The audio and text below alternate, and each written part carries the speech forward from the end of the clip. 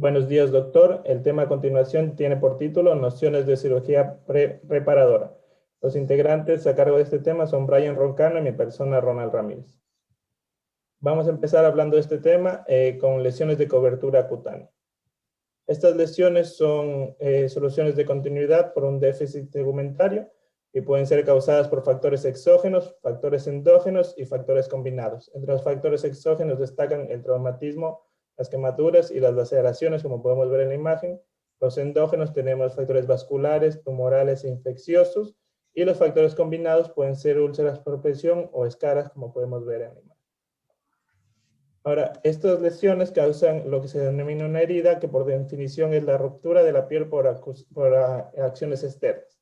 Esta herida, el grado de la gravedad va a depender de dos factores: la pérdida tegumentaria y la profundidad en relación al compromiso de los órganos.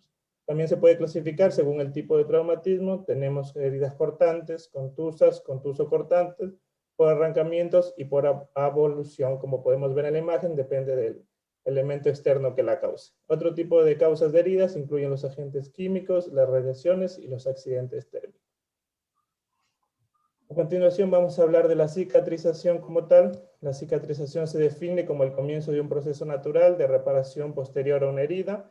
Este dicho proceso comienza con el tejido conectivo, el cual se inicia en la fase productiva, que dura alrededor de 4 días, en donde se presenta inflamación, infiltración celular y la proliferación de los capilares. Siguiendo a esto, llega la proliferación de los fibroblastos del día 5 al día 15, donde tenemos una síntesis de colágeno, donde comienza la maduración con un aumento de la densidad del colágeno. Y para finalizar la cicatrización, se culmina con el proceso de epitelización sobre el tejido del colágeno. Esto puede durar hasta 40 días. En la imagen tenemos una ilustración de cómo es el proceso. Ahora, el tipo de cicatrización va a depender de los factores externos. Por ejemplo, cuando hay una lesión cutánea que no involucra la capa basal, en la capa de la dermis, como abrasiones, quemaduras superficiales, se produce una reparación completa sin secuela cicatrizar. En cambio, si la lesión es muy profunda y afecta a la capa basal de la dermis, el resultado es una cicatriz como tal, como vemos en la imagen. Por otro lado, cuando no existe una cobertura cutánea total de la superficie expuesta, se forma un tejido patológico llamado granulación, como podemos ver en la imagen. Y para finalizar, la cicatriz final es cuando la contracción del tejido de granulación y el proceso de epitelización no se logra cerrar la herida, se produce una úlcera crónica, como podemos observar, esto más comúnmente en pacientes con pie diabético. A continuación, mi compañero les va a hablar de la limpieza de heridas quirúrgicas. Bueno, continuando con lo que es la limpieza de heridas quirúrgicas, tenemos que las heridas contusas están dadas por acción de gran cantidad de energía y estas pueden ser, además por quemaduras eléctricas. Estas van de un nivel leve, moderado y grave cuando ya encontramos necrosis de los tejidos. A su vez también tenemos un complejo, en cuanto a la evaluación del tejido, que es un periodo agudo, y es complejo realizar esta evaluación debido a que no sabemos cuánto tejido fue dañado. Es imprescindible también realizar la extracción de estos tejidos, ya que contribuye a complicaciones locales y a su vez generales. Es importante solicitar al paciente la información porque nos va a ayudar a dar un mejor tratamiento. Comenzamos con la identificación del paciente. Vamos a pedir su nombre completo, el sexo, la edad, antecedentes mórbidos como la diabetes, alergias y causas de la herida. A su vez vamos a ubicar lo que es la anatomía de la herida, el aspecto de la herida, el color, el olor, el tamaño, la forma, el fondo, la extensión y la profundidad. La presencia de tejido granulatorio o desviatorio e incluso necrótico, la presencia de sudado de cantidad y calidad, las características de la piel circundante y la presencia de la infección. El procedimiento para realizar la limpieza de una herida, vamos a empezar primero con el lavado por arrastre con solución salina. Posterior a esto vamos a colocar anestesia local mediante la infiltración de campo y la asepsia de la herida con iodopovidona.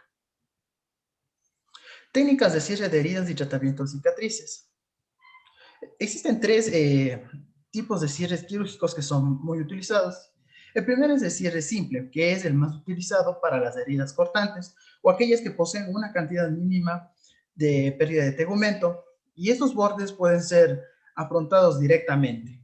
Este tipo de cierre se lo hace mediante la sutura. Para realizar una sutura necesitamos un instrumental básico, como es el portaagujas, las pinzas de disección, ya sea con dientes o sin dientes, separadores cutáneos y tijeras rectas o curvas de disección y de corte del hilo. Tenemos a su vez ahora lo que es el injerto y el colgajo. El injerto es un segmento de la epidermis y la dermis que se toma de una región del cuerpo denominada zona donadora, y esta va a ser transferido a otra zona de organismo denominada lecho receptor, donde llegará a ser su efecto. El colgajo, a su vez, por el contrario, es una porción de piel de tejido, o ya sea de tejidos subcutáneos, que se traslada de una región corporal a otra, manteniéndose unida del área donante por el pedículo o base a través del cual recibe la irrigación. Tenemos causas por las cuales el injerto va a resultar insuficiente. Entre las causas tenemos el hematoma, la infección y el movimiento. El hematoma es uno de los más frecuentes. Este se da por una hemostasia intrahospitalaria y se puede evaluar antes del cuarto día de posoperatorio, por lo que es importante mantener una vigilancia del otro paciente. Y una incisión punzante también. ¿De dónde nosotros podemos tomar los injertos? Las áreas donantes son denominadas. Tenemos tanto el músculos, glúteos y región abdominal, la región del recto y periauricular, párpados superiores, región de la paraclavicular y otras zonas. En este caso puede ser la mama si es que se requiere. Eso sería todo. Muchas gracias.